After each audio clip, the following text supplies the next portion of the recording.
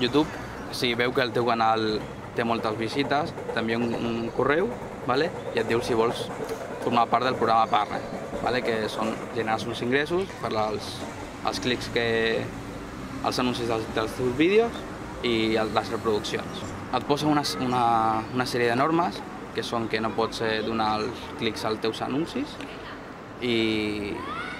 Ostres, què més? Que no pots fer spam als teus vídeos, tampoc. Quan ets partner, vale? Tens que fer-te una cuenta AdSense, vale? A Google, vale? Llavors domicilies una cuenta bancària, vale? I cada mes, si arribes a uns 70 euros, te fan el traspàs, la transferència al banc. Però si no arribes a 70 euros, t'ho acumulen fins que arribis. Si no, pots dir que t'ho ingressin a PayPal.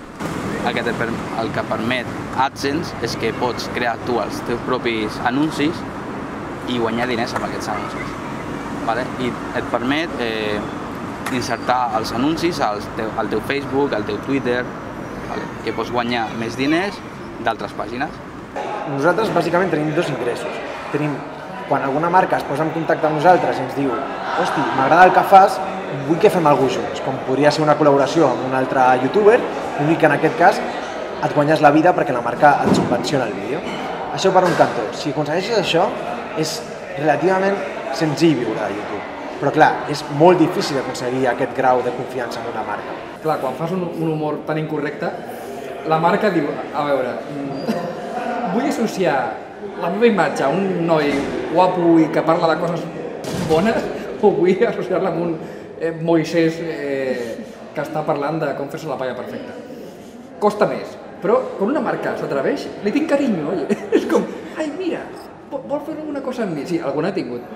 I molt bé, però sempre, a més, m'agrada que si m'ofereixen alguna cosa que jo pugui fer-ho servir sense trencar el meu rotllo. Després, si parlem de vídeos i publicitat a YouTube, hauries d'aconseguir unes reproduccions mitjanes de mig milió de visites al dia, al mes.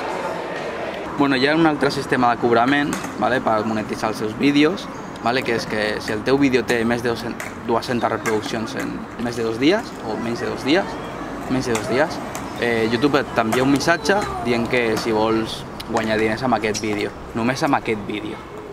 No ets partner, però guanyes per les reproduccions que té aquest vídeo. No és difícil arribar a ser partner, però guanyar molts diners amb aquest programa sí que és complicat.